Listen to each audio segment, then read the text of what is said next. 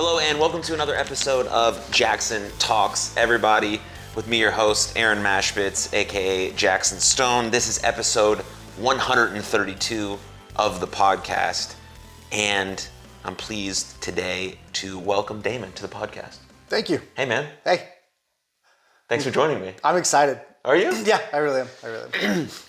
So another guest here that basically I have just randomly run into in my life that I've found to be interesting. We've also gotten very intimately close, which will explain why, I'm sure, throughout. But yeah, I'm pumped to have you on. I'm pumped to learn more about you because when I do see you at jiu-jitsu, it's very hard to actually talk to you about actually have a conversation. Your life, where you came from, how you got to what you're doing now, all these things, bits and pieces. And so, yeah, pumped to be in your house. Thanks for having me here. Yeah. Very nice. And get to know you a little bit. So before we get into really the meat and bones of your entire life, from age 0 to how old are you now? 38, 39. I'll be 40 in August. Heck yeah. Yeah. You're hitting your peak. You're on your way up. I'm approaching my prime. Yeah. Yeah. It's fantastic. I'm on my way up. I've seen you move. Yeah. Yeah. It's good stuff. But before we get into all that, your business, you being a father, all that stuff, I have one very important question to ask you. How are you doing today? Really, how are you doing? I'm great. I really, I'm a fan of the podcast. I really enjoy the podcast. Oh, thank you. And since we talked about doing this, it's like, because we talked about doing this a few months ago. Yeah. And then every time I listen to the podcast, you ask the question, and every time in my head, I'm like, you got to have something good. You got to have something good. And then I listen to the other guests, and they have phenomenal answers. I mean, really in-depth, phenomenal answers. And mine's just, I'm good. I honestly am good. My health-wise, I feel great. My marriage is, we've been married for 11 years. And that's been an incredible experience. We have 3 healthy kids. Business is good, but good in the sense of there's going to be ups and there's going to be downs, but you just keep going through it. You know what I mean? It's more about the attitude and the mindset. I feel like the attitude and the mindset and the approach and I really enjoy the grind of everything. Yeah.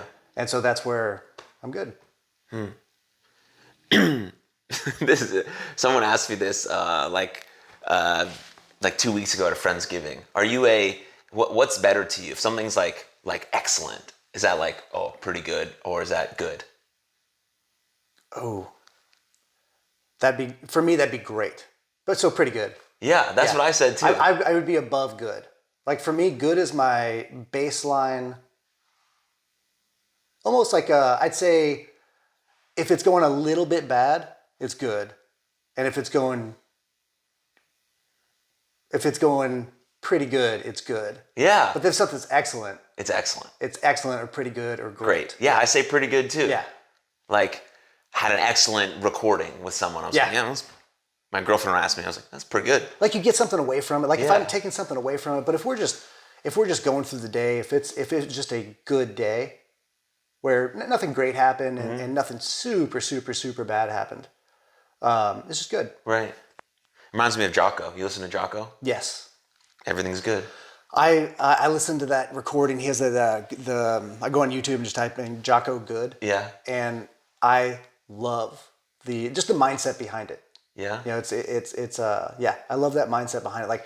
Find something good. And to me, it's grateful. Find something grateful. You can be grateful for almost any situation. And, if it's a super, super shitty situation, it's not going to be, it's hard to look at and say good. But I think eventually you can pull something, you can pull gratitude from it. Yeah. You can pull a lesson from something. Right. Yeah. It's you're not forcing anything. Yes.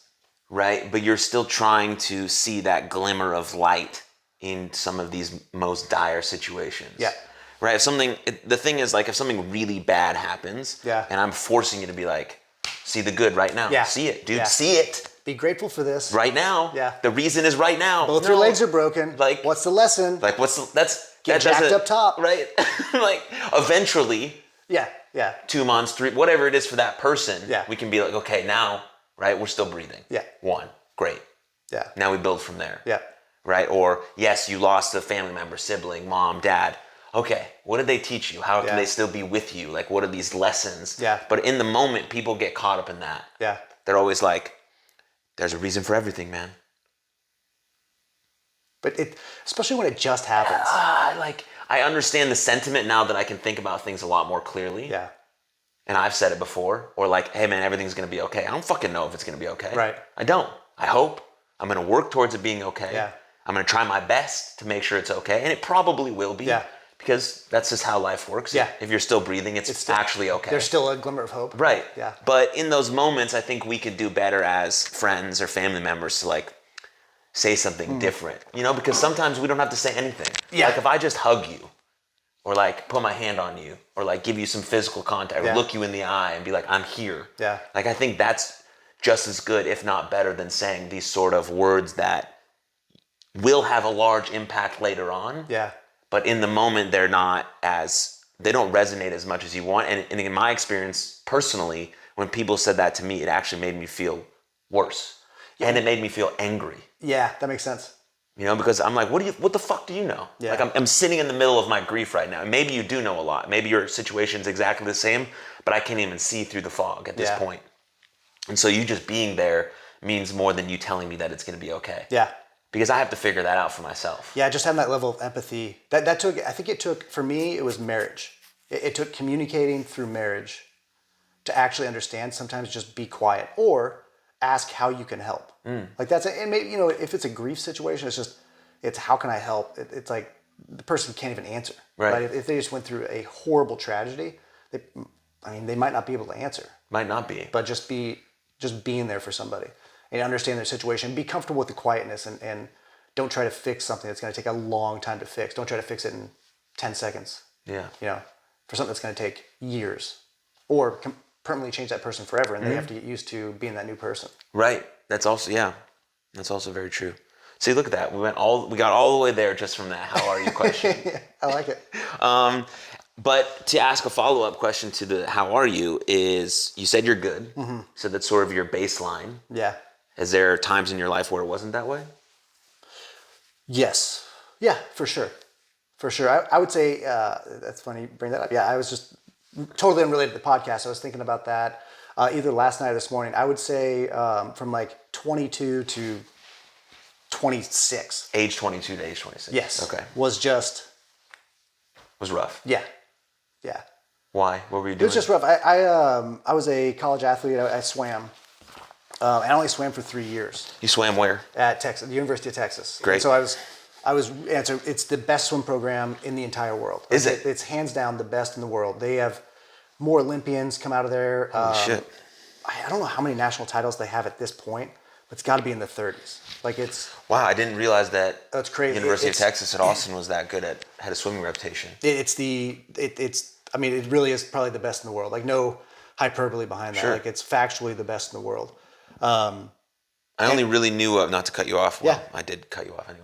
But Not to cut you off, but I'm totally going to. I only knew really about Stanford's swimming program because Really? I listened to the Rich Roll podcast, and he swam at Stanford. Oh, okay. And a lot of people he has on are related to that program.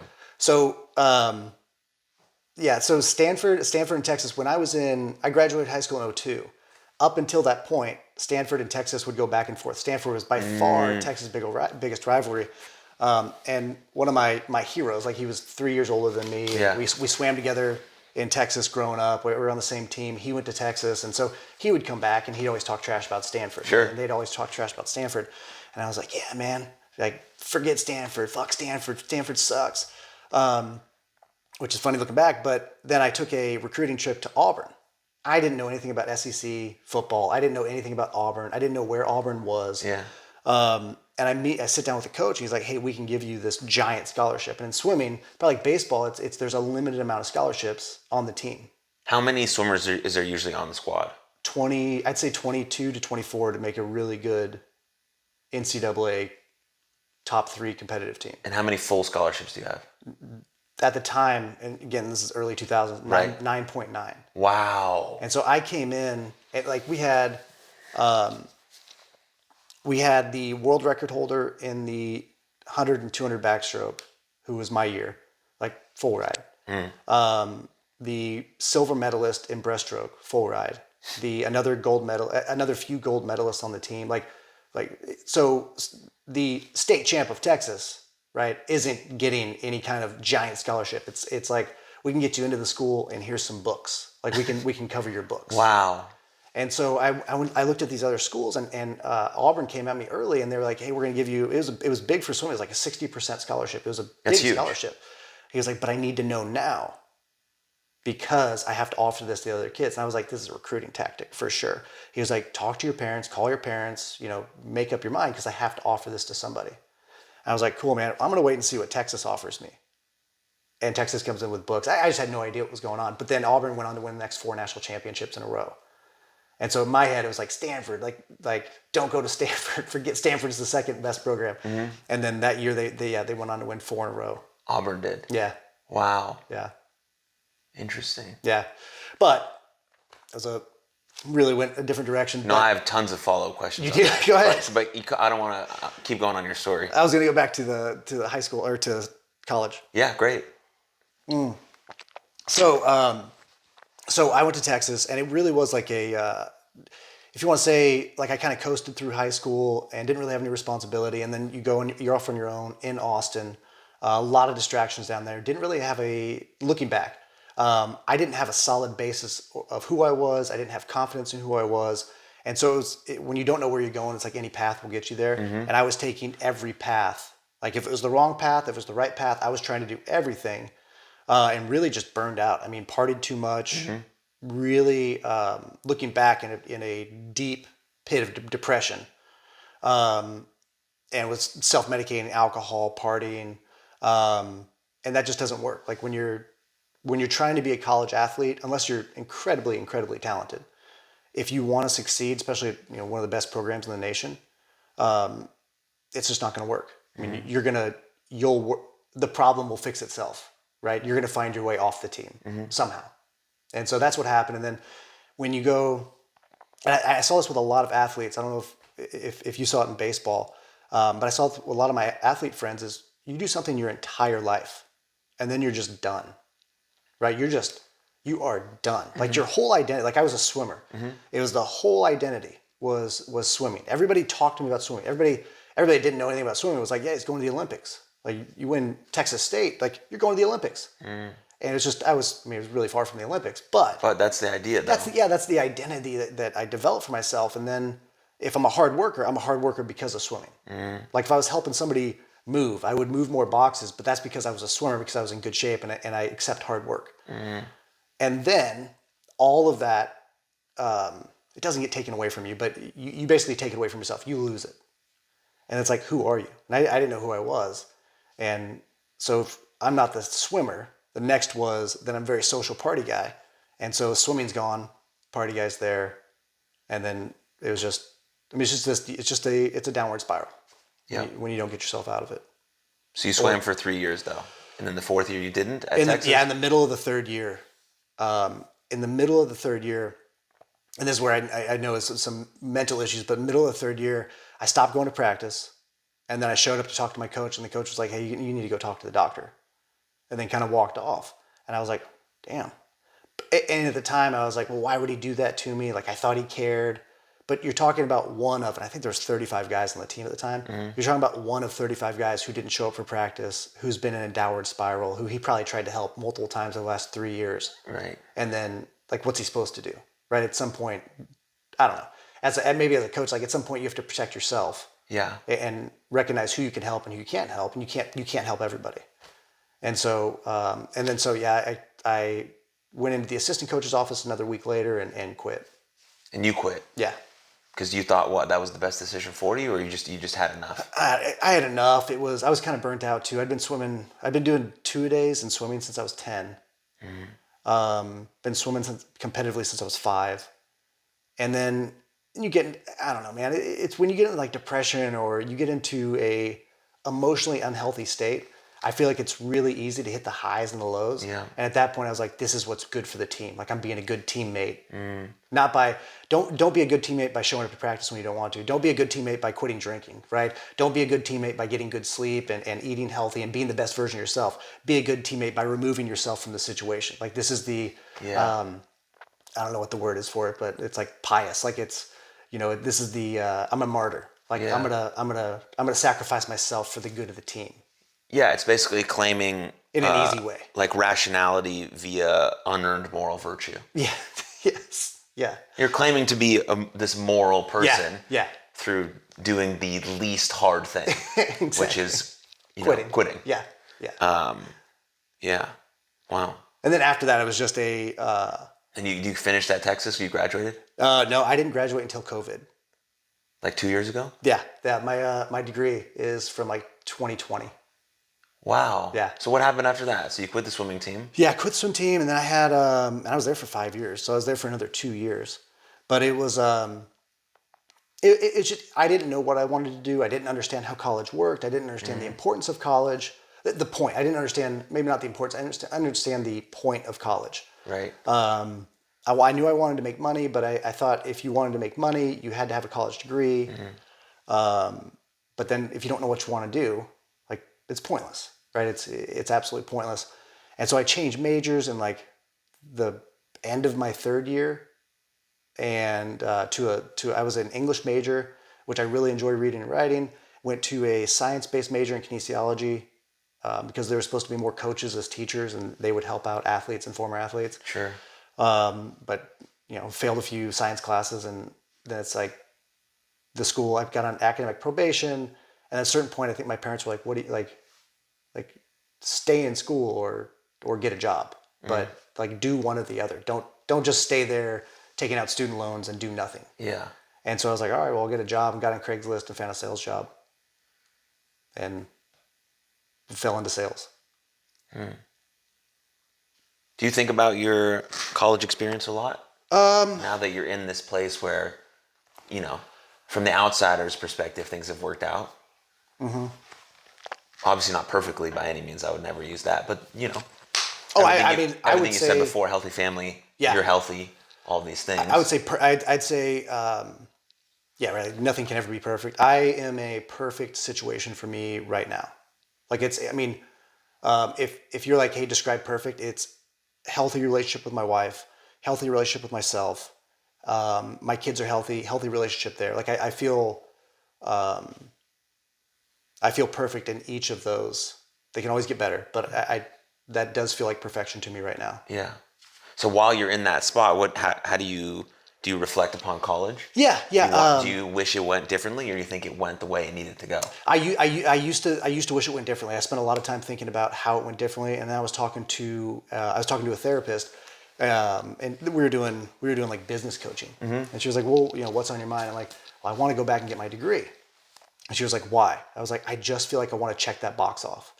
And my wife, I tried to go back when COVID first started because everything went online. So I didn't have to drive, but I was going to drive down to Austin. I had this all mapped out. I was going to be gone. We had one kid and another one on the way at the time. And I'm like, all right, babe, here it is. I'm going to drive down Tuesday morning. If you need me back Tuesday night, I'll drive home, and I'll drive back down on Thursday morning. If you don't need me, I'm going to spend the night Tuesday and Wednesday, and I'll be home Thursday night because I was going to take Tuesday, Thursday classes. And she was like, I don't know if this is going to work. Let's keep talking about it. And at a certain point, she was like, what is this going to change? Right. Like, is this going to make you a better salesperson? I'm like, no. She's like, are you going to make more money because of it? No. Is it going to take time and focus away from business and family and health and these priorities? Like, is this a priority for you?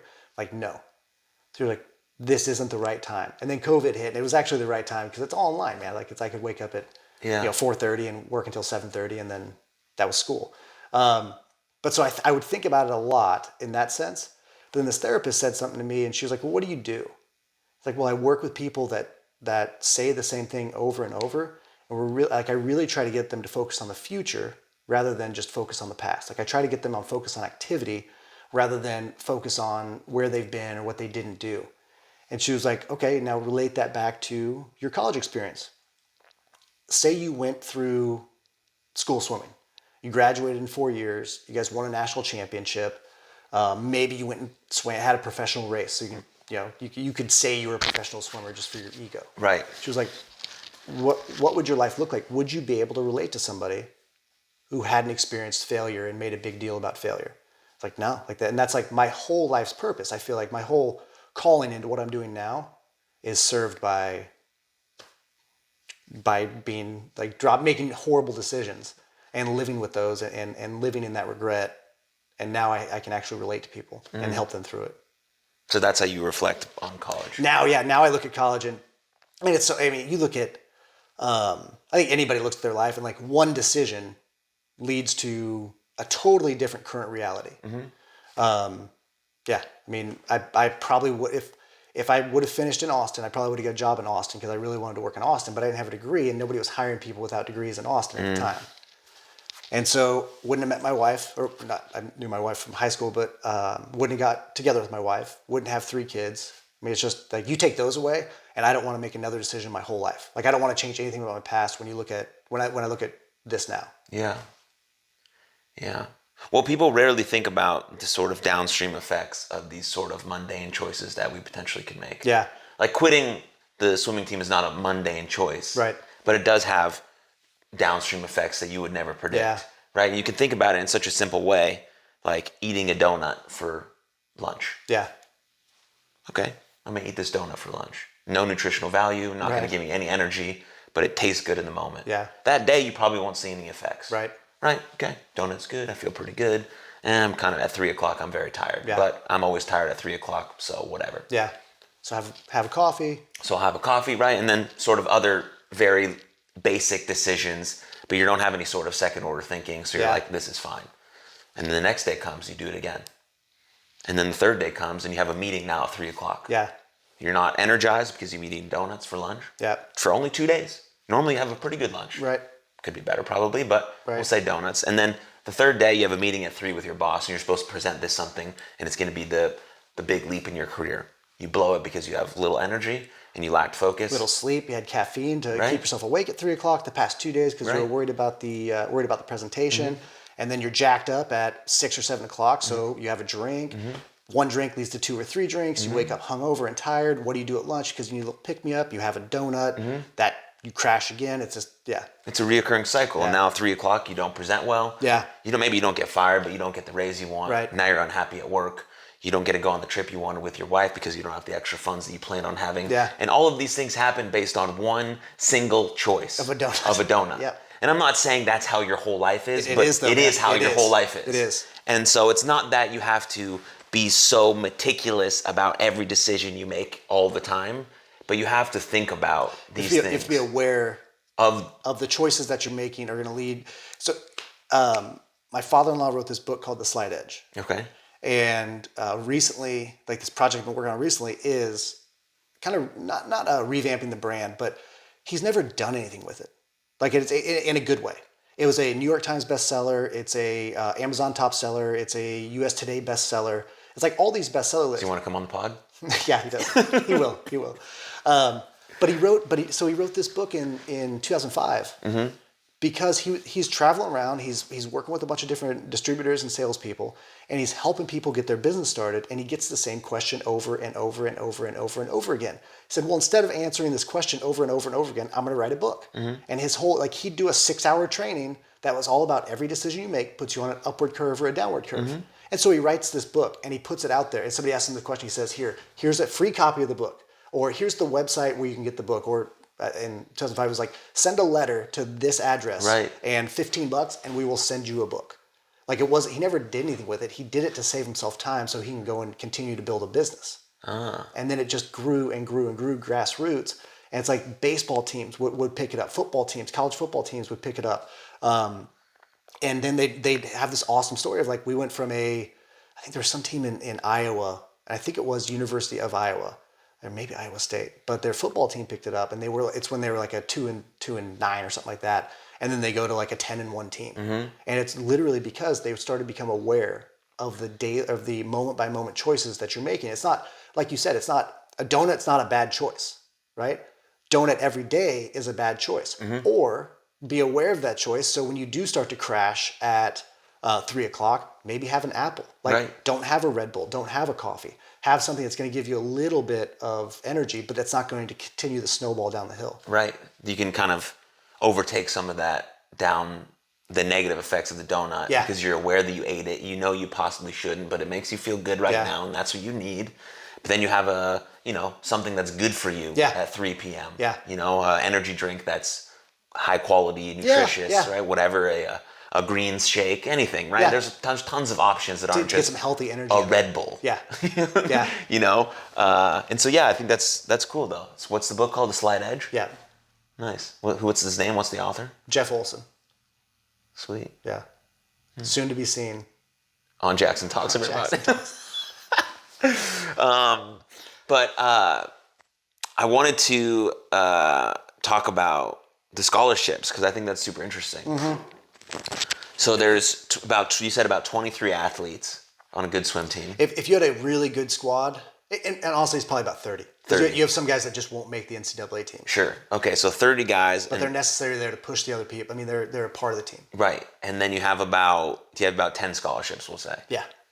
And baseball is very similar. Yeah. It's a little over 30 guys. Yeah. And you have 11.6 scholarships. Yeah. Okay. So anyone who gets over like 60% on a swimming or a baseball team, I'm coming from a very, very small school. Yeah. You're coming from a huge school. So I'm sure they give people huge scholarships at University of Texas, then tell other people, hey, we'll pay for your books. And it's still like a good school to go to, so you're just going to go. Yeah, it was really interesting too. It'd be like some of the good guys, I mean, if they came from a wealthy family or they had savings for a scholarship, they'd say, hey, just give me half.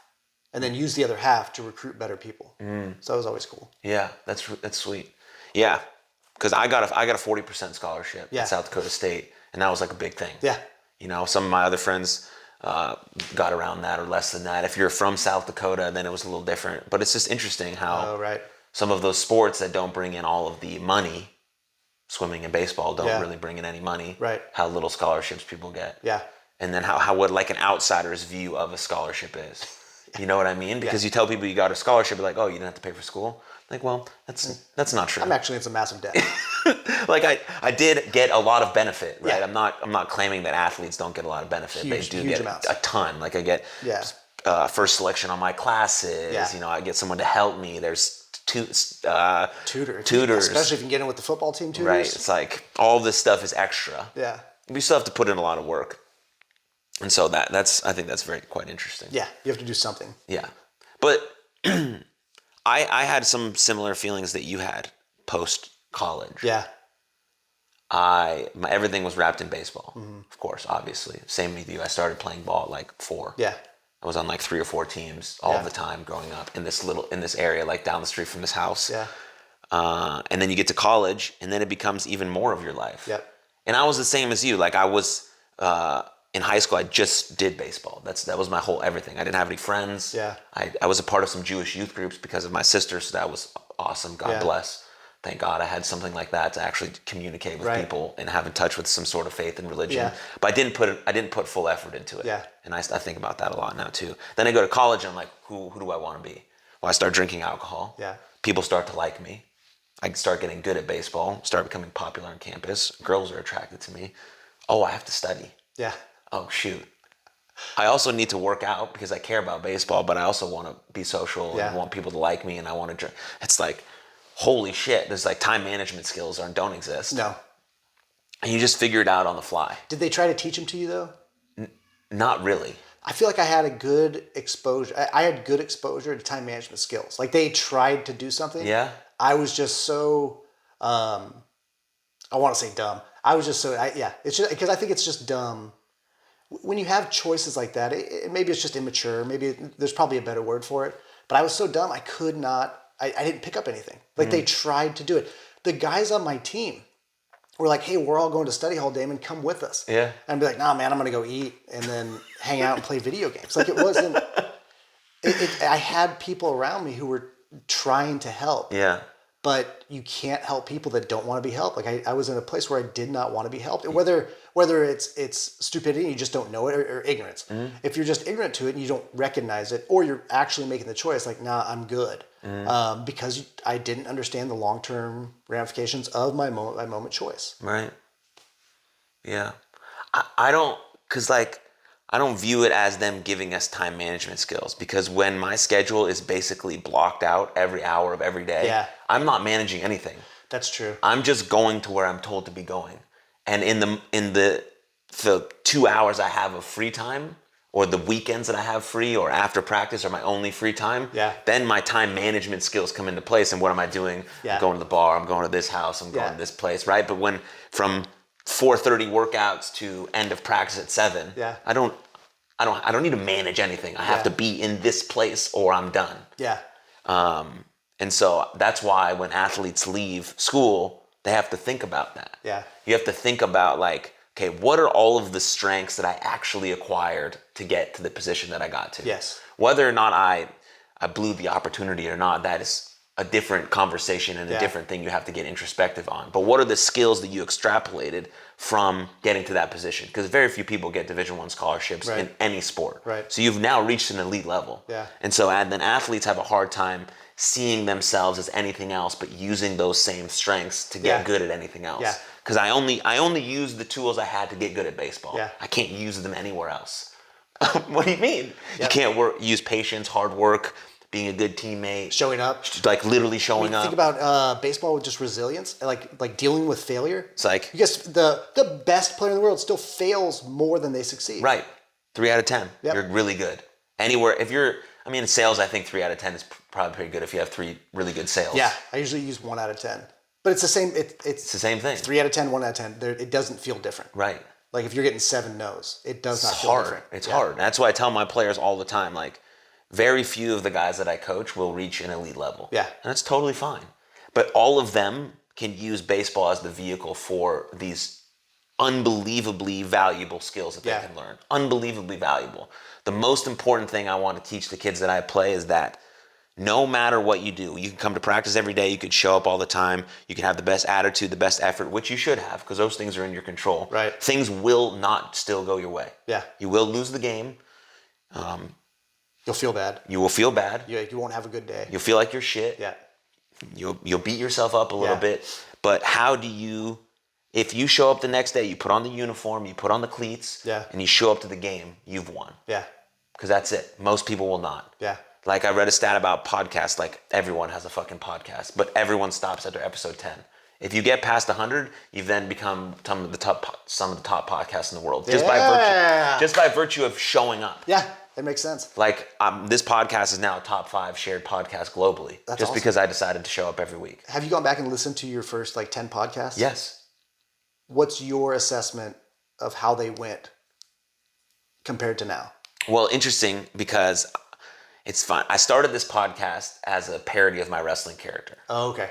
So the initial idea of this podcast was for me to have a guest on, because I was like lights, camera, Jaxon at this time, pretending to be a movie star.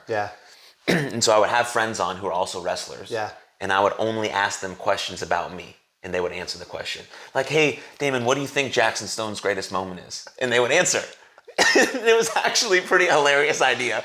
And it was a genius idea. Because I just wanted to create more content. Because it was hard for me to, because at the time I was doing this character, I was broke. I was barely making it. I used like my mom's Audi and my sister's boyfriend's house to like film some of these things. And I was like, barely had my own car. There was like a dent in the front. Because I can't use this. I'm trying to be a damn movie star. Jaxon Stone. Come on, baby.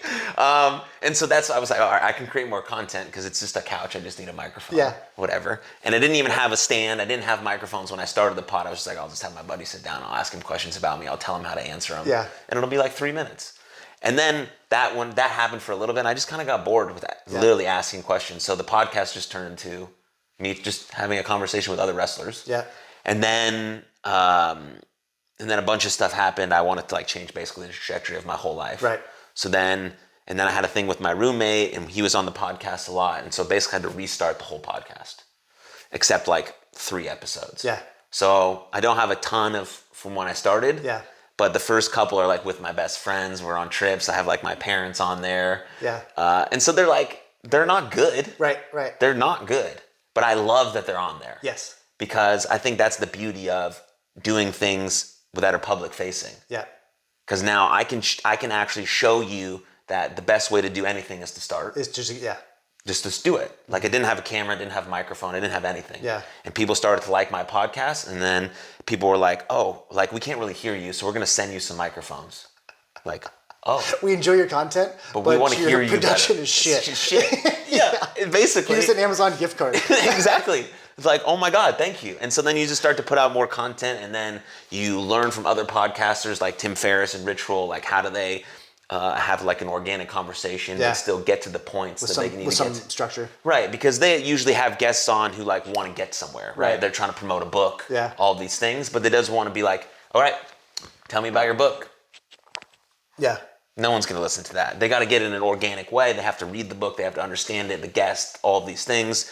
They have to know when to cut someone off, because I think knowing when to cut some off is just as important as not cutting them off. Right. Because you want to ask a follow-up. You want them to stretch that out a little bit. And respect the viewer's time. So, you're really you're the broker, the conduit between the guest and the viewers. And so all of that is amazing. And so, 132 episodes in. That's awesome. It's pretty cool. Yeah. Yeah. So, and I learned all of that from sports. Yeah. Just to be patient and consistent. Because I started baseball at 4. I feel like I was pretty good at like 20. Like when I was my junior year of college, I was like, oh, I actually feel like I'm pretty good at baseball. Yeah.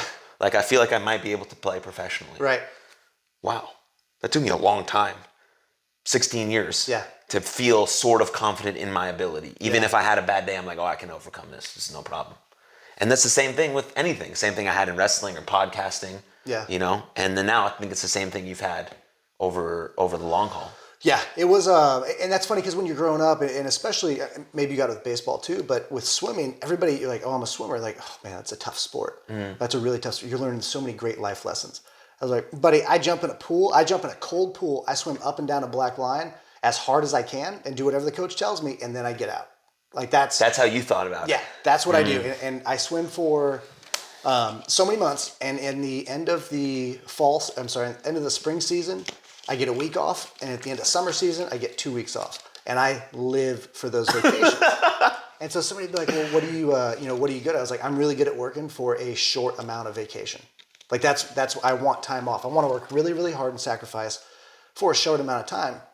And even when I got into sales, that's what I was thinking. I was like, I'm really good at swimming up and down a black line.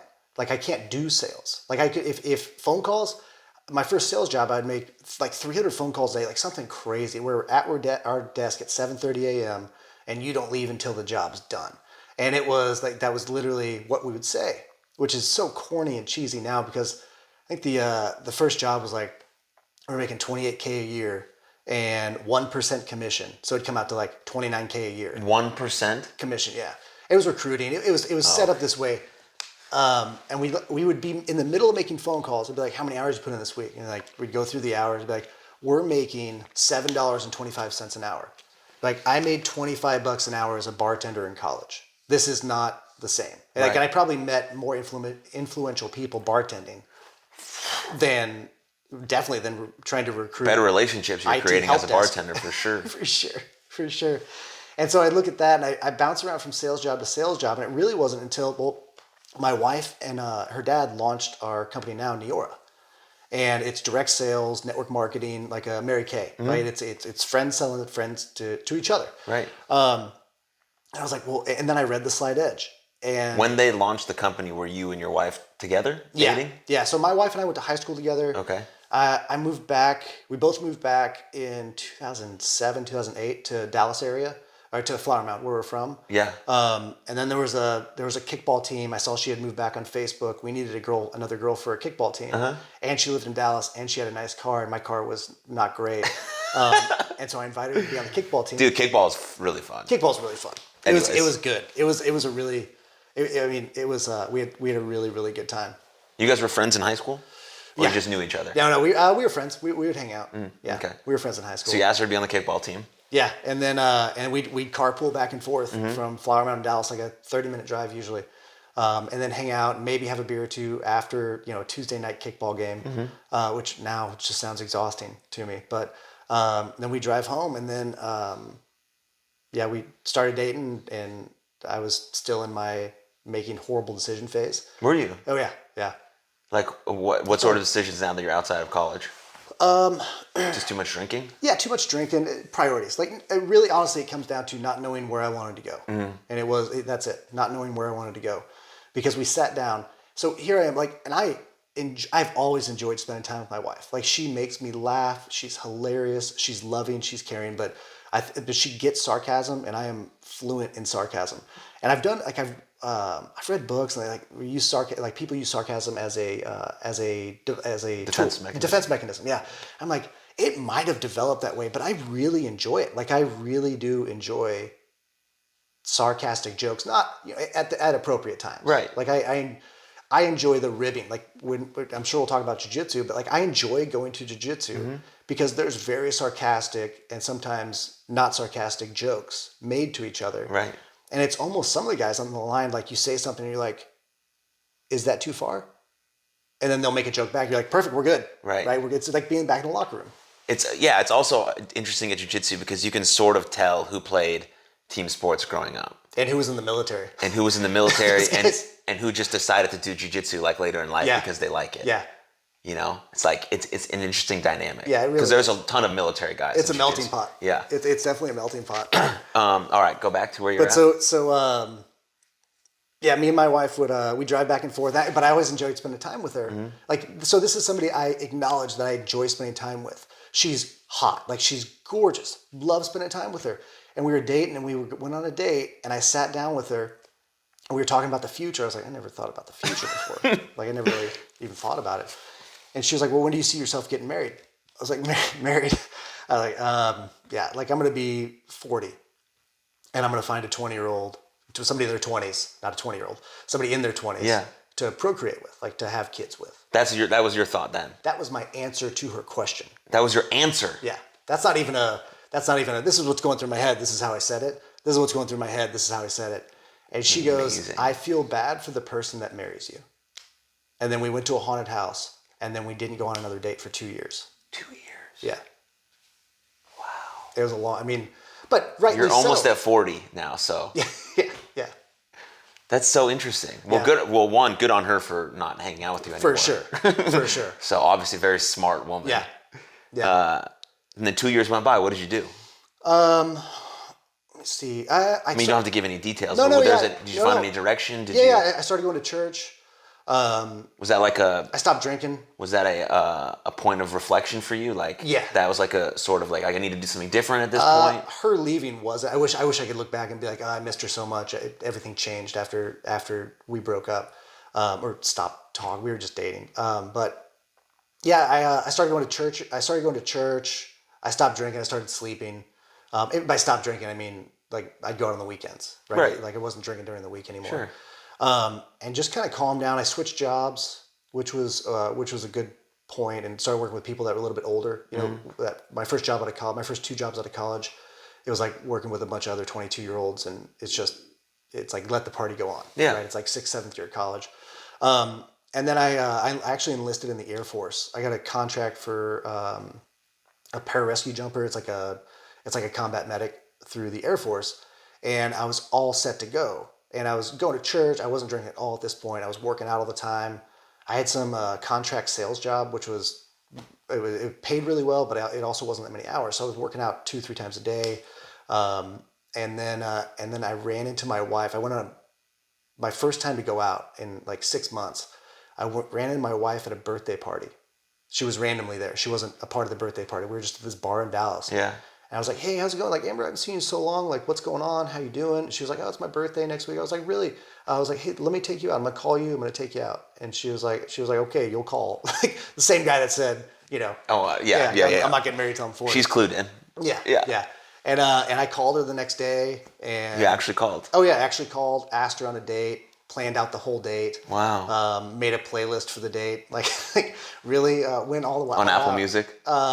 I don't even think that was around, man. I think I burned a CD. Nice. Yeah. That's true. I was probably on Napster. I was gonna say I wasn't gonna say Spotify because I knew that wasn't around. No, I don't know if Apple Music was around at that point either. This was like 2009.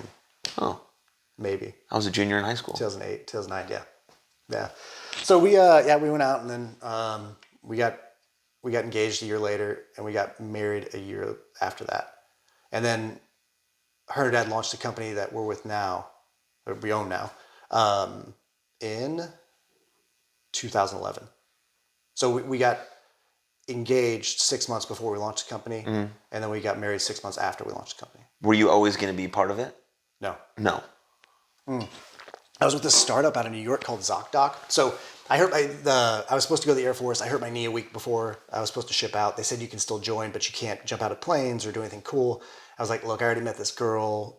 My knee's hurt. The doctor said I can't go in and do this cool stuff. I was like, I'm not going to do it. I was 26, I think, at the time. Wow. But I had gotten this job. Can't think about what your life would be if you went Well, exactly, man. Like, and I was, this is a point where it's like the first thing that I wanted to do since swimming at Texas. Wow. It's like, I'm focused, I'm motivated, I'm sacrificing for it, right? I think that's, if you know where you want to go, you sacrifice for it. Mm-hmm. And I hadn't had it since. And then I had gotten a job with this startup out of New York called ZocDoc. It was like, did you ever use it? It's online booking for doctors. Mm-mm. But anyway, so paid great, big. It was my first time with like a tech company. It was like a tech medical sales company. And they just dump money into it. And they fly us back to New York once a quarter. Oh, really? And once a year. So 5 times a year, we're going back to New York, getting put in an awesome hotel. All they want you to do is sell. Like, you don't get micromanaged, you don't get hassled. It is, you hit your numbers, go do whatever you want. And I was all in on that, and they were launching this company. I was like, but my father-in-law has been very successful in the past. I don't want to be, and I was like, I don't want to join my father-in-law, my rich father-in-law's company. I'm going to make it my own way. Sure. I have a good thing going here. But I was also very aware I didn't want to be stupid. Like, I didn't want my ego to keep me from getting involved, to keep me from being open-minded and getting involved with a successful person, mm-hmm. just because I was marrying his daughter. Right. Just because that's it. And so I looked at it honestly, and I was like, man, this looks like a good sales thing. Like, and if it blows up, I want to be a part of it. And so that's where you hopped in. Hopped in and he was like, look, I can help you out. I can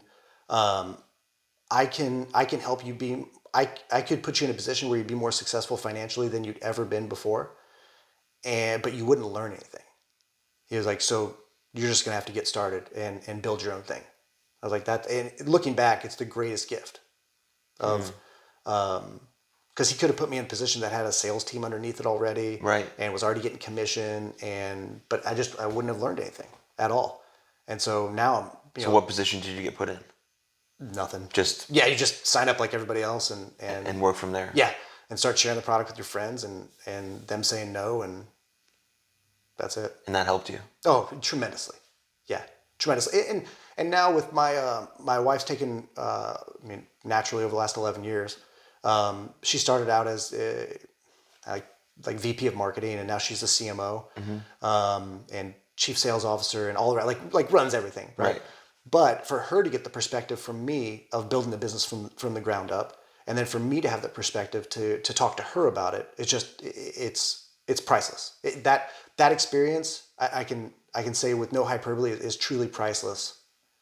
To be in a position where you understand what the brand new person is going through from an intimate level, mm-hmm. not from I have enough empathy to where I can understand what they're going through.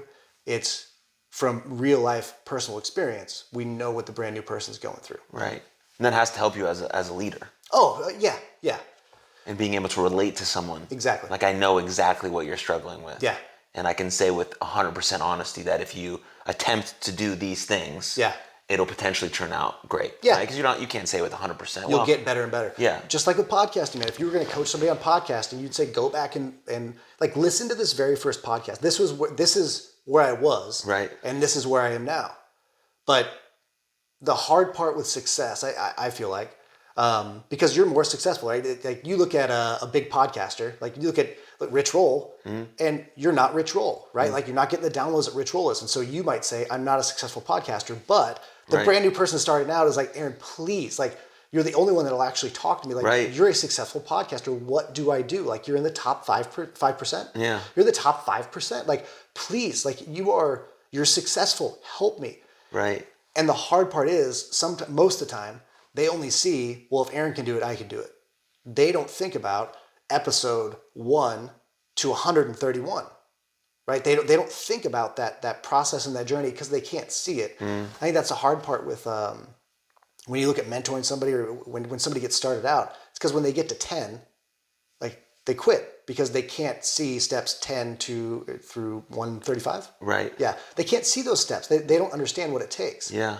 But now, I mean, I think as a podcaster, like, you know that if you can get somebody to do 12 podcasts, like if you're coaching podcasters, if you can get somebody to 12 podcasts, you know they have a great chance to make it to 50. Right. But it's breaking through that barrier. And then I think making them aware of it too, like we were talking about with choices. If they're aware that if they're aware and they accept that they're absolutely going to suck for the first bad, right? For the first 20 episodes, but it might completely change.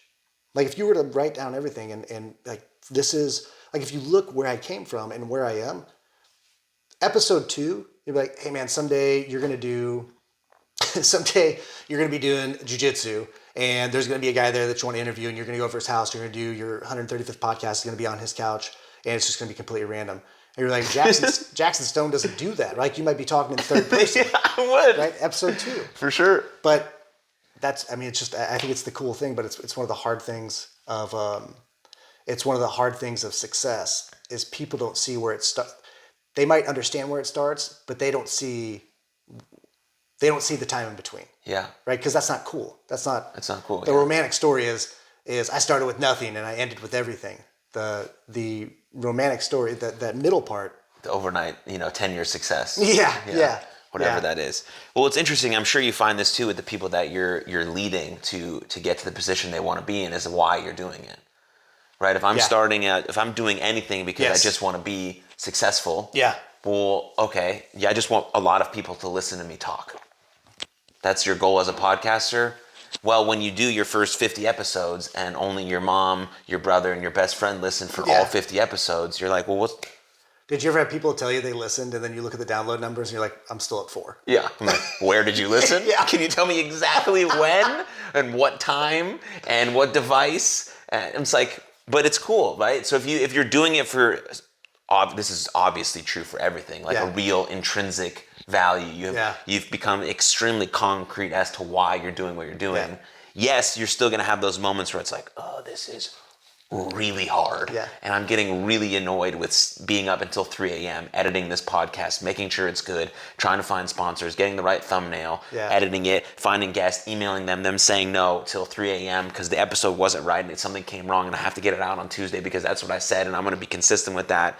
But still no one listened. Mm-hmm. You're only going to get through that sort of trenches if you're like, but I have to share these stories. Mm-hmm. And I have to because it resonated with me and hopefully people find it worthwhile to listen to, and then they go and change their life because they listen to Damon's story and they're like, oh, I felt exactly like that in rugby. Yeah. And now I want to do this, and I need to rekindle my relationship with that girl that made me had butterflies when I was in high school, but I fucked it up because all I wanted to do was smoke weed. Like all of these things, right? And those are the stories because we think we can't do anything unless we hear someone else was able to do it. Yeah. And then we get this sort of motivation, which is not the best word, but whatever, to go and then do that thing. I think it's a perfect motivation. I'm thinking the perfect word is motivation. You get motivated to at least take that first step.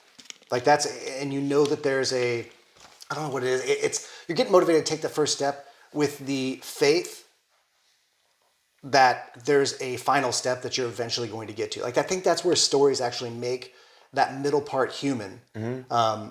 And doable is because when somebody's up, like I never want things to change, and then they go a little bit down, and you're like, "Fuck, what's going on? I gotta change something to get back to where I was." When it's just the natural ebb and flow of being successful at anything is you're gonna have shitty times, you're gonna have good times. The main point is just to keep going. Mm-hmm. I had a great when I was in I didn't grow up with we didn't grow up with money, right? Like it was we always had food on the table.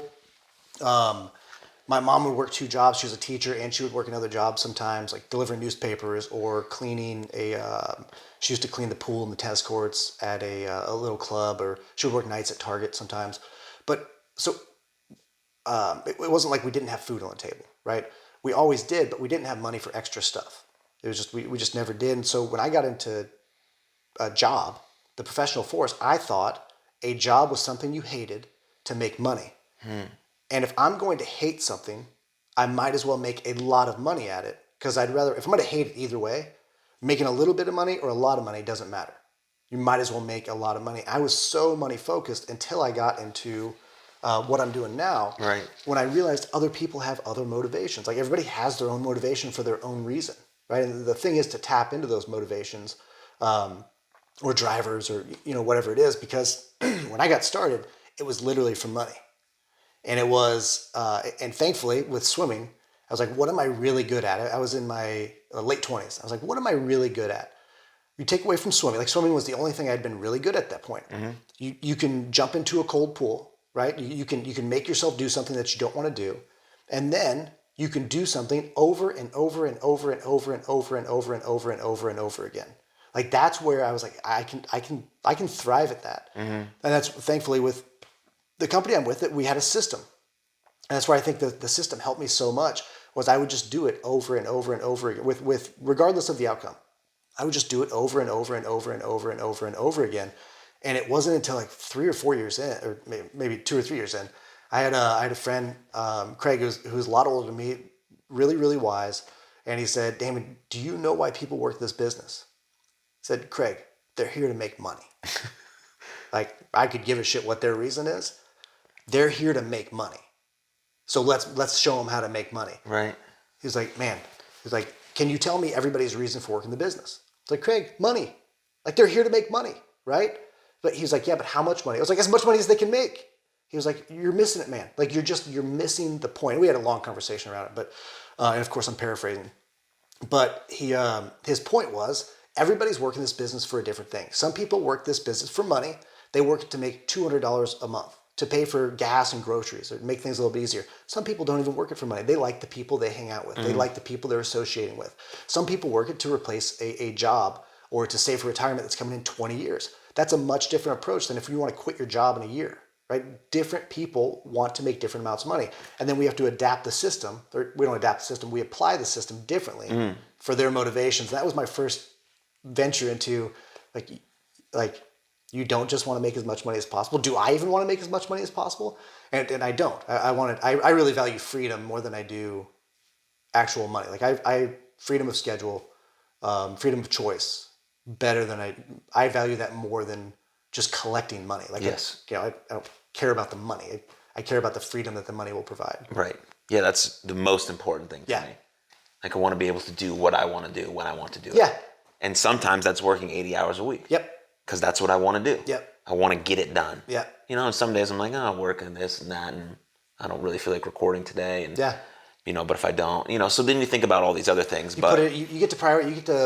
You get to honestly look at your priorities. Because you can't just say that, right? You're like, I want to do what I want to do because everybody's gonna sit around and watch movies and play video games or something. But you have your priorities, and once you have your priorities in order of where you actually want to go, that's when applying freedom to that is freeing, because then you take control over your choices, and that's true freedom. Like that's when you get to decide what you want to do when you want to do it.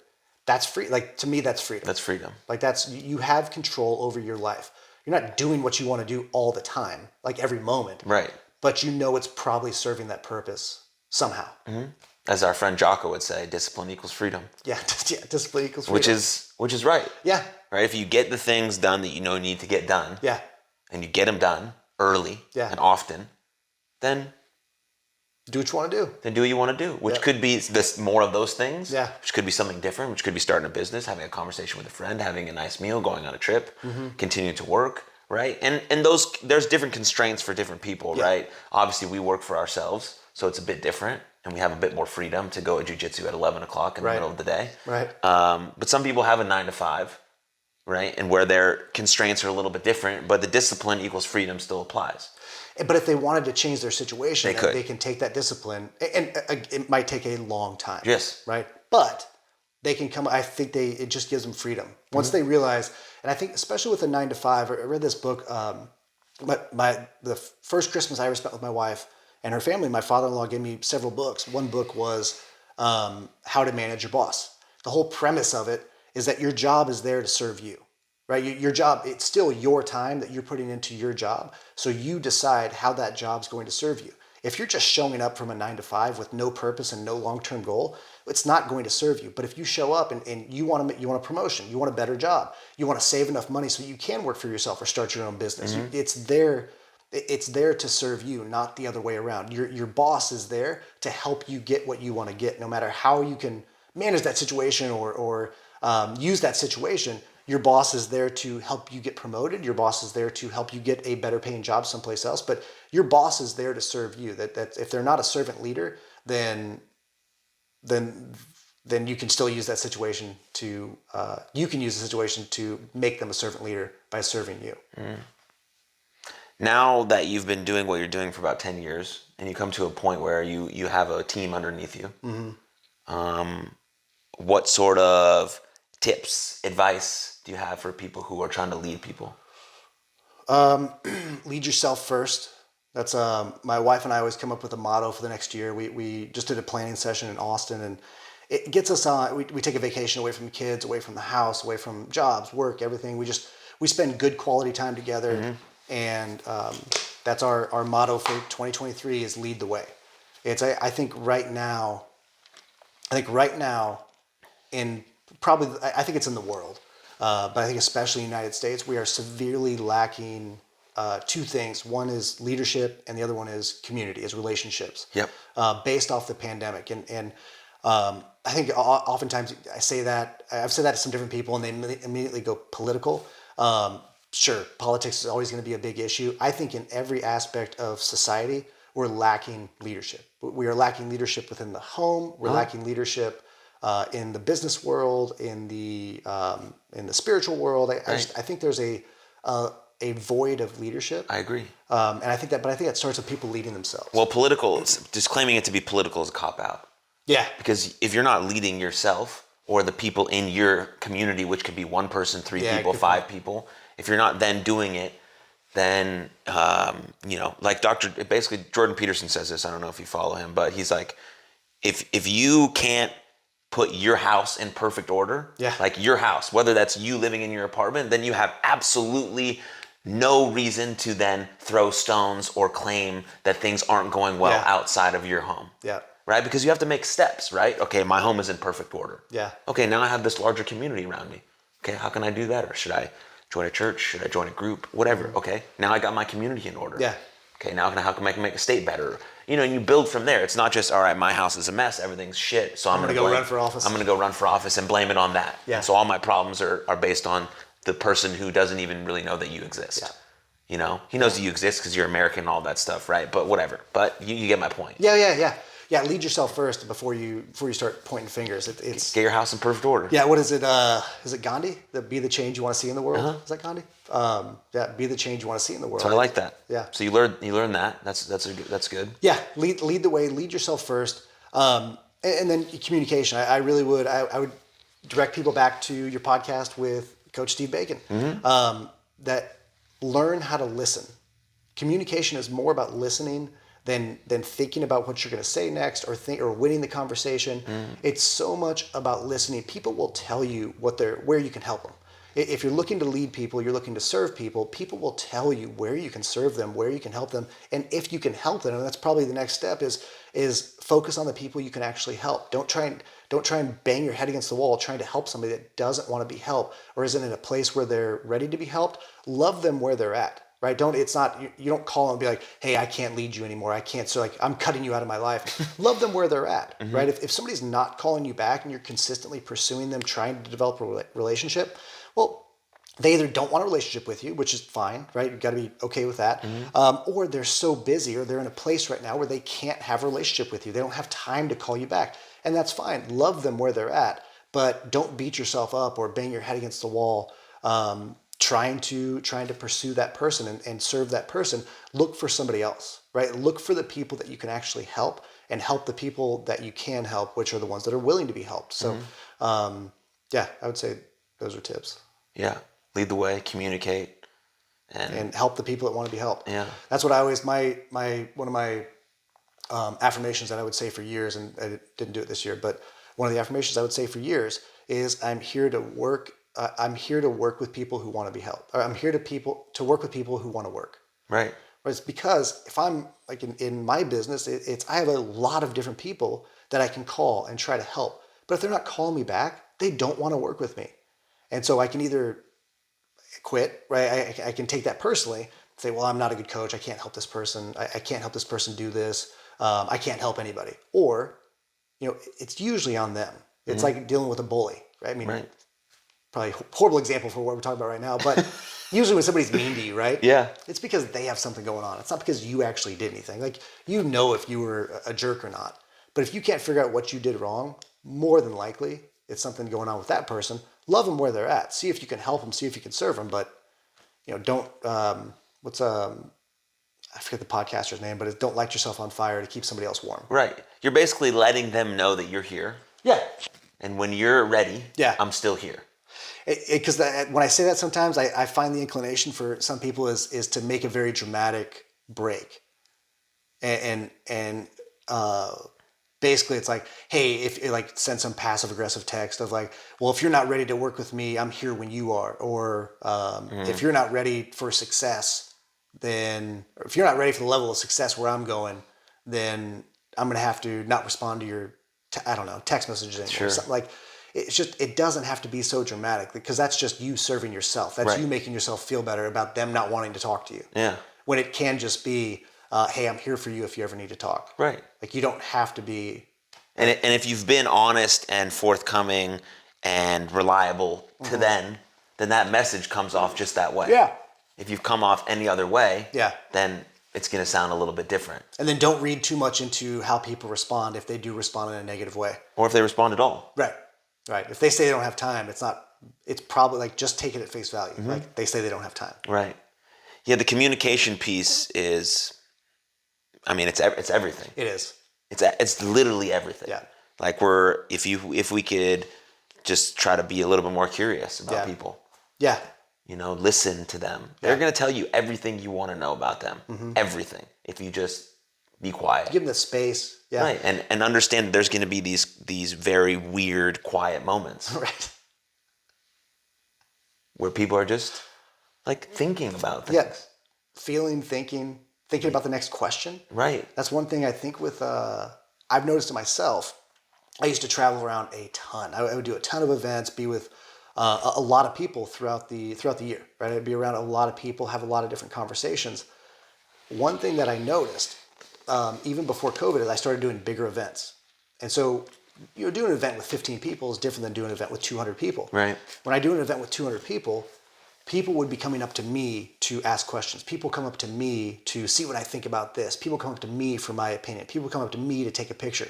And I realized through that process, and this is before COVID, it completely changed my engagement with people because I wasn't pursuing anybody else. And it doesn't feed my soul to be up on stage doesn't feed my soul. To sit down and have an honest conversation feeds my soul. Like it really does. When I'm interested in somebody else, when I'm having a authentic conversation, that feeds my actual soul.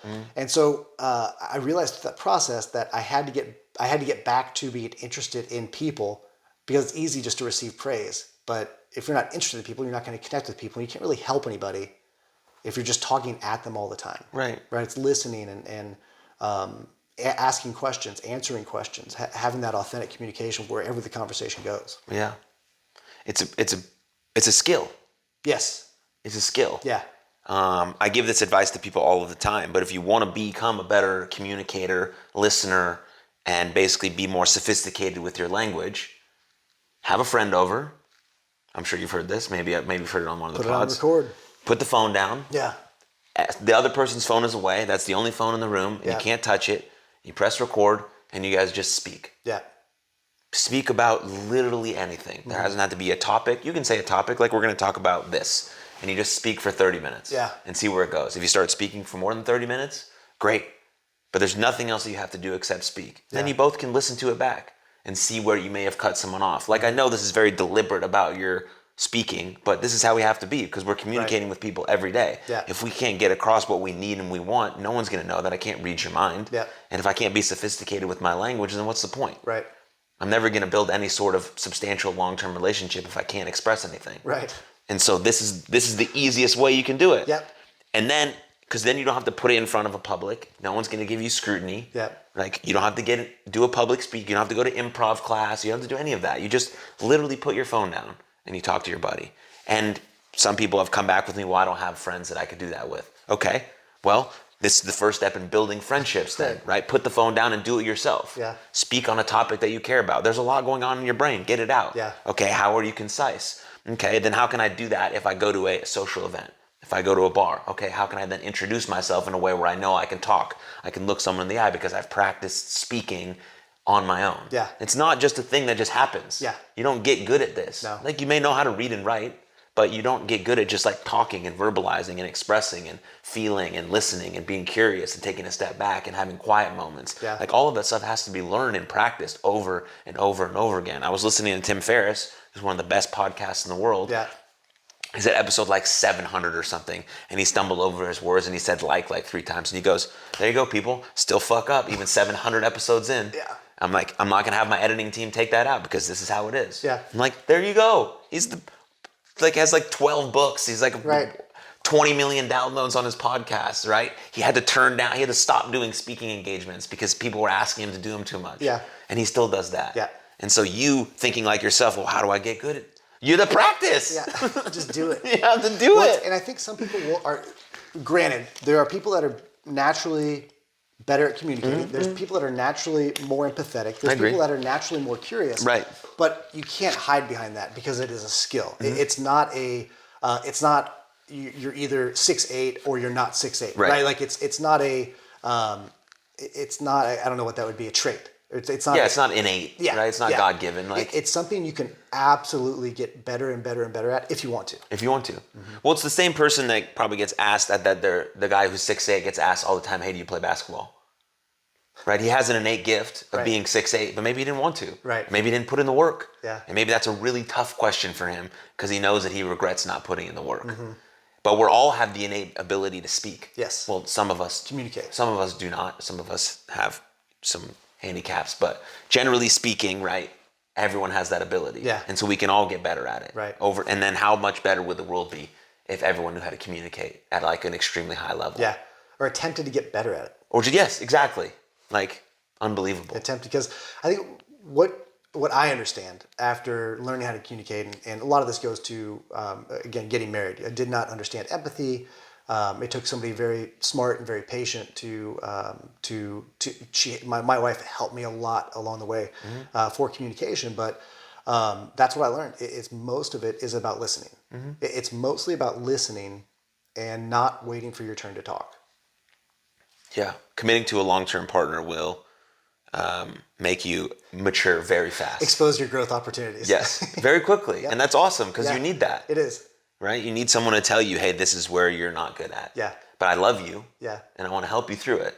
And so then you get better. And then you have a beautiful, long-lasting relationship that's the most fruitful thing that's ever existed on planet Earth. Absolutely. And then you bring kids into your life and you're like, holy shit, I didn't know I could love something anymore. Yeah. This is just what people tell me. Right. Don't have kids yet. But I do have a person that I'll be with for the rest of my life. Yeah. And it's like, fucking hey, man, this is awesome. It's awesome. Of course it's hard, right? It's never not going to be hard. No, but that's the grind really. But I love the hard. Yeah, me too. The grind's what makes it worth it. I think. I like the sacrifice. If you have something worth sacrificing, if you have something worth sacrificing for, it makes it worth it. It makes it worth it to push through. Yeah, and I don't know if hard is the right word. It's like more of like consistent effort. And maybe that's the same thing, that consistent effort is hard. I think it's hard, man. It's just, hard's the easiest word. And I think it's one of those things, I think almost as a society, sometimes we shy away from hard too much. Right. And we try to church it up and you're like, well, it's not going to be hard. It's going to be hard. And it's also going to be worth it. Mm-hmm. Like, tell me, it's the saying, choose your hard. Right? Not being in a long-term relationship or walking away from the relationship you could have for the rest of your life because you were afraid of what's hard, or going through it because it is hard. Like, you choose your hard. Yeah. Right? Comfort is hard. Like, being apathetic is hard. Hard work is hard. Mm-hmm. Making a choice is hard. Sitting down and getting to know yourself and knowing where you want to take your life is hard. Like, it's an actual hard thing to do. Right. But you choose what's going to be hard. Yeah. Yeah, voluntarily doing hard things makes life a little bit easier. Yeah. Speaking of that, perfect segue. Yeah. See that? So good. It is. I mean, you can relate at this podcast. You can relate it to everything. But jiu-jitsu. Yeah. That's where we met. Yeah. At Royal Art, Brazilian Jiu-Jitsu. For those that are fans of the pod, we had Nancy on. She owns that place. We're gonna have Ricardo on soon. Yeah. And whoever else wants to be on. Really, Yeah. everyone's super interesting at that. It place. Really is. Yeah, and it's cool. But when did you start jiu-jitsu, and why did you start jiu-jitsu? So I started jiu-jitsu in 2000. I want to say 2012. So I started in 2012, and then I really liked the Muay Thai coach. It was a gym that had Muay Thai and jiu-jitsu. And I really liked the Muay Thai coach, so I started doing more Muay Thai.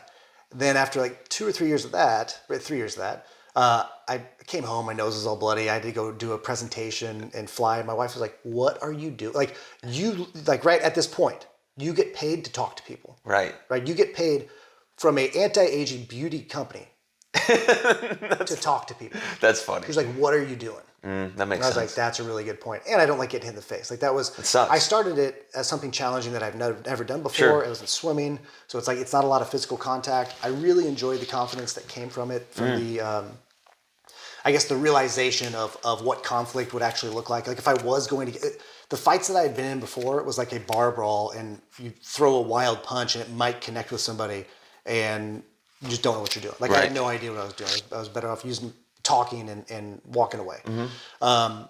Which is, I'm still better off doing that. That's always the best solution. Yeah. But that's why I got started, and then we started having kids, and I took a few years off, and then I actually signed up and went to a gym right before COVID. There's a gym right around the corner from here that I started going to only because it was right around the corner. That gym shut down. The owner was going back to Brazil for surgery, and then moving to another place. It was a jiu-jitsu gym? Yeah. That's close to here? Yeah. It was right behind the Mexican restaurant on Preston. Oh, really? And it was right there. Huh. But then a bunch of the guys went over from there. They went up to Royal Arts. And so I started seeing on social media, they were posting more pictures about it. I was like, "Hey, how is that gym?" Because it was only 2 months with them, but I was like, I had a decent relationship. Like you make a pretty good relationship with people when you're trying to break their arms, and especially in jiu-jitsu, very quickly. You're very close to them. And so I started going up there, and this second time around, it's really now I have 3 daughters, so I do want to be able to protect my family if anything ever happened. I want to be able to protect myself. I noticed a difference when you're used to being very close to somebody as far as distance, right? If you're used to being close to another person, you understand your safety zone more. So if anything did ever happen, I think I understand that safety zone more, and I understand what I'm capable of, and I understand what most people probably in the world are capable of. Which, if you're doing jiu-jitsu, you're capable of more, right? When it comes to violence, you're capable of more than they are because you're actually trained for it. It doesn't matter what they did 10, 15 years ago, or if they used to fight when they were in middle school and high school. It is, they're not there anymore, and I'm more comfortable in that situation because I'm trained for it. And that's how it started. And then it's just such a great, everything we've been talking about. It's such a great dive into doing something that makes you uncomfortable, continuing to show up, having very bad days and having great days. And then it doesn't matter. Just keep showing up, right? Just keep showing up, and then adding some intentionality in there. You start to figure out what you're good at, what you're not good at. But I think for me, it's just, it'll always, at this point, barring a major injury, it'll always be a part of my life because I really, really enjoy the growth that comes with it. Yeah, it's incredible. Yes. I think my favorite part about it, I don't know my favorite part, one of the parts that I recognized very early on was that there's just like an immediate respect for anyone who consistently shows up. Yes. Because everyone in the building, regardless if you're a white belt, purple belt, brown belt, black belt, it's like, oh, you're showing up a lot. Yeah. Like, I respect you because I know how hard this is. Yeah. And it's like, that's incredible. Yeah. You don't have to, doesn't matter where your background is, what you do, what you look like. Like, it doesn't matter, literally doesn't matter at all. People are like, you are showing up consistently. Yeah. That's awesome. I'm with it. I respect you. Yep. I respect who you are. I already know your true essence because you're showing up to this hard thing all the time. Right. So I know your character. That's all I care about. Yep. I'm willing to do whatever. Like, you need something from me? Great. Yeah, because I know you'll do the same. Because I know that you show up for this thing. One of the best things about jiu-jitsu is you're spending time with people that choose to do jiu-jitsu. Like, I think that's really one of the best things. Right. I mean, that's why Jocko talks about it all the time. It's like, what should I do to change my life? Train jiu-jitsu. Yeah. I'm 52 years old. Train jiu-jitsu. Yeah. Start showing up to something consistently. Like, go train jiu-jitsu. Yeah. And you can change jiu-jitsu with literally anything. Yes. right? But jiu-jitsu is one of the hardest things I've ever done. Yeah. And, we've done hard things. Yeah. Getting Division I scholarships. I was a fucking professional wrestler for 6 years. Yeah. Paraded in my underwear for a long time. Yeah. Right? Jiu-jitsu is really hard. Yeah. And it's different than anything. Yeah. And I think it's also timeless. Like it's, well, I don't know. I guess baseball, you can play baseball for a long time. Yeah. Like you could still go and play baseball if you wanted to. Yeah, I played in a men's league. I could still go and swim. Yeah. If you're a football player, you can't go. You can't really go play football anymore. But I do think jiu-jitsu, it is timeless. It's adaptable. If you do come in at 52 years old, and you want to just stick with it as long as you can, first of all, if you're with the right school, it's going to adapt to you, right, and train you the right way. And then also, you're going to figure out what you're good at. Like, give it 2 years, you're going to figure out what you're good at, what you're bad at, what you enjoy doing, what you don't enjoy doing, where you might get hurt, where you might not get hurt. There's so many different things, and it's something new. This is something I talked about a lot when I first got started in what I'm doing now. How many times do you actually try something new after the age of 15? Right? How many new things? Like, if you never did wrestling, well, you're not a great example. Most people, right? Most people. Fair enough. How many new things do they actually try? Why do people get stuck in the same job for 15 years and hate it? And then 15 years in, they're 40, 45 years old, and they look around and like, I hate the position that I'm in. Right. But you're so locked in, right? If you have 2 or 3 kids and a mortgage and car payments and you have this financial plan, it's very hard to say, well, I always wanted to be a chef. Right? Or I always wanted to work for myself doing something. I understand you can do it for sure. It takes a plan, it takes commitment, and communication. But you can do it. But how many times does somebody actually do something new after the age of 15? Very rarely. Or 25. Right? Very rarely. It is very rare. Yeah, and in that situation though, right? It's you're looking at 2 things. You're looking at the consequences of inaction or action. So inaction is that you stay in this job you hate. Yeah. And what does it look like 10 years from now? Yeah. Well, you hate your wife, you resent her because you thought it was her fault that she didn't let you pursue your dream. Yeah. So now you look at her like she's the most evil tyrant ever. And when you never even talk to her about it. When you never talk to her about it, she doesn't know how you feel. You think she's a slave. You feel like you're a slave. You feel like she's a tyrant. And now you're getting divorced and your kids don't know what to do because your kids now think you're getting divorced because of them because you didn't also talk about this thing. So that's inaction 10 years down the line. Yeah. You ready for that? Okay, what's action? Well, you have a bunch of inadequacies and things you need to look at on your resume. Yeah. So you got to fill those voids. That takes a lot of extra work, classes, books, studying, coaches. Okay, great. You're not really great at speaking. Yeah. So you got to figure that out. Your communication skills suck. You need to get in better shape. Yeah. Okay, great. So you can do all those things are possible. Which one do you want? You want to have a drink and turn Netflix or get going? Right? Like, so if you think about it in that way, which is actually how it happens, Yeah. then it's easier. But you're like, that seems really hard. Yeah. This other one where you're literally living in the worst possible situation ever. Yeah, I think that's worse. Yeah, way worse. That's hell. That's life. You choose that's your hell. heart, though. And so You choose your heart. yeah. And so I think that if people can kind of make that process, not saying the other one's easy. Yeah. Like figuring out all the things that you're really, really bad at and you have to get good at to get the job that you want, and then do like 1,000 interviews and only get accepted once, and have everyone else say, we don't need you, we don't need you, we don't need you, we don't need you. To get to the point though where you're interviewing, I mean, you're in the home stretch. Right. It's that hard part in between. But that's why I think you relate it back to jiu-jitsu. You start doing something that makes you uncomfortable. It helps you understand. It gives you self-confidence. That self-confidence will help you recognize where you're not good, what skills you do want to develop, or what money you need to save, or what loan you need to take out, or what's your actual plan. It'll have confidence to take a step forward. That's where I think jiu-jitsu really helps. It's not about competing. It's not about fighting.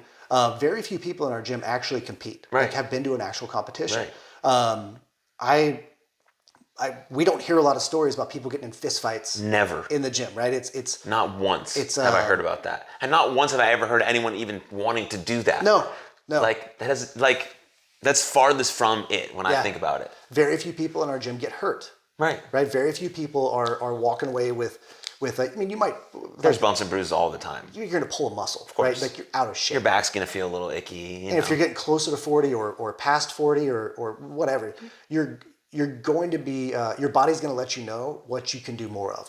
It's usually stretch and drink water. Right. Like you can do more yoga and drink more water and get more sleep. Yeah. But it will give you that confidence that it'll help you understand the capabilities that you have, the essentially superpowers that you have already locked inside you that you're just not tapping into. And it's because I think it's usually because people are scared or lack the self-confidence or awareness that they can actually do something to develop those skills that maybe they do need to get better at communicating, right? Or listening. You're probably already good at it and you enjoy doing it. Like there's so many things that you can, if you were going to follow your dreams and do something, focus on what you can do. Don't focus on what you can't do, because there's so many people that are so talented out there, and we're all so connected because of the internet. You're going to find somebody who can do something for you at a reasonable price, and that's your goal, right? Like if you don't like editing, like if you genuinely don't like editing, right? Like I don't like scheduling, right? I will pay somebody to schedule something and handle written communication before I'll actually do it, because it'll take me, if I had to edit videos, doing it till 3 a.m, it would take me 4 days to edit, and it would suck. Whereas I can pay somebody to do it, right? They'll get it done in 20 minutes, right, and do so much better. That for me, that would be worth it. But that's a goal. Like, well, I don't have the money to do that. Right. Well, then find, like, that's your growth opportunity. Your growth opportunity isn't get better at editing.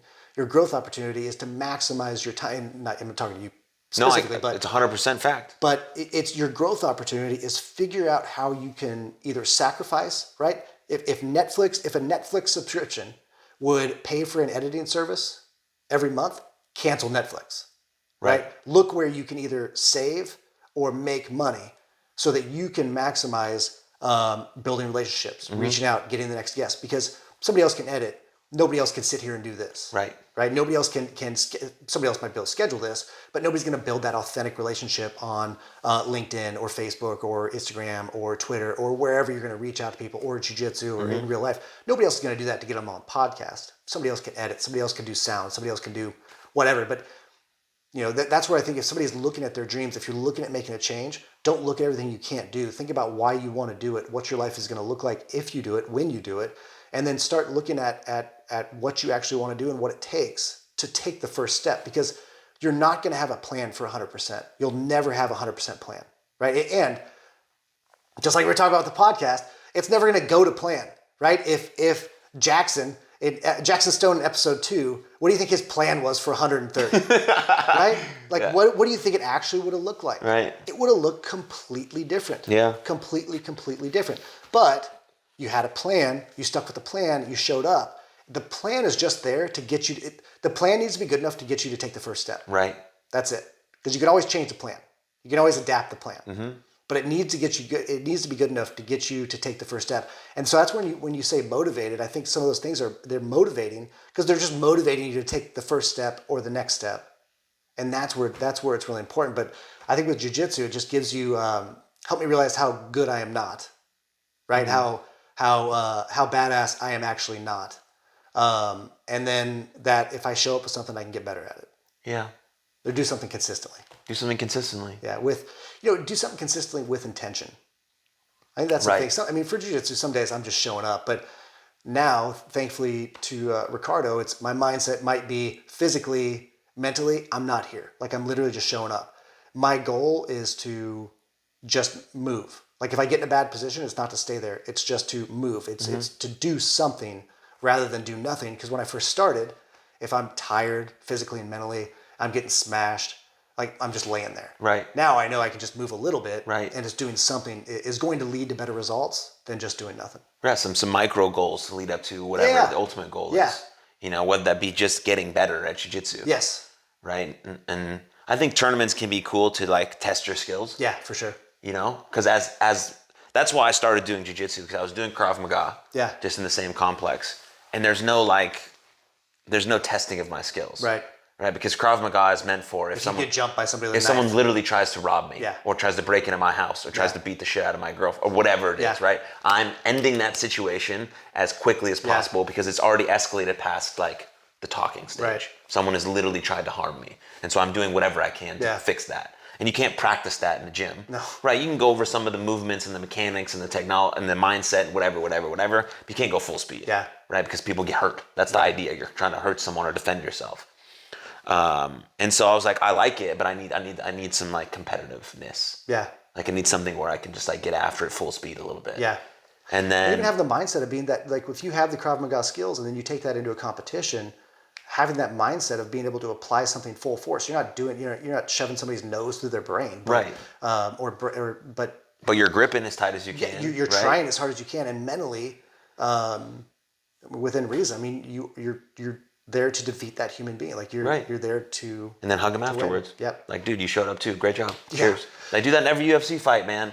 That's almost every UFC fight. I watched. I've only done 2 competitions. Right. Yeah. I've only done 2 jiu-jitsu competitions, and my first one had no idea what was going on, scared to death. The second, and didn't really talk to anybody. The second one, I was more comfortable, and I was talking to somebody, and this guy had only been doing it for 2 months, and he was like, oh man, it's like, but you think about how many 38-year-olds at that in DFW, right, in Dallas Fort Worth, how many 38-year-old white belts are doing jiu-jitsu who did not show up to that competition? A ton.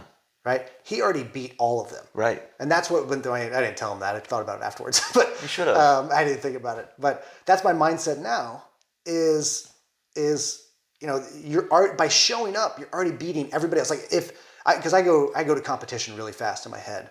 Like I love competition. I love racing. That's what I love about swimming was building up and then racing. I loved beating somebody else, or I love beating somebody else. Mm-hmm. Hated losing, loved winning, but love the race. People that don't show up, you're already beating them. Mm-hmm. Like if you're like me and you draw your ego from winning, you're already beating those people because they didn't even show up. Right. Right. They have no chance at getting it done. No chance. Not one. So you do if you're podcasting right now and you do your 11th episode, like my goal, if I started a podcast, would be to get to 11. Mm-hmm. And then set the next goal. I didn't realize most people don't even make it to 10. Yeah. It's those tiny goals. You're beating everybody else just because you chose to be consistent, to do something. Yeah. Amazing. Yeah.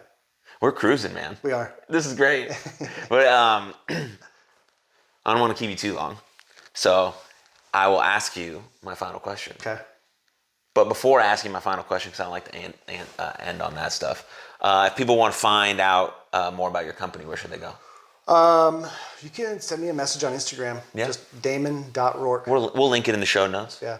Yeah. Sweet. We'll have more about we have some exciting stuff going on with the Slight Edge that we'll be announcing soon. Really, really soon. Yeah. So first quarter. We have some really exciting stuff that I can't announce now, but we will. Yeah, we will. Well, we can bring you and we'll utilize the author back on for that. But great.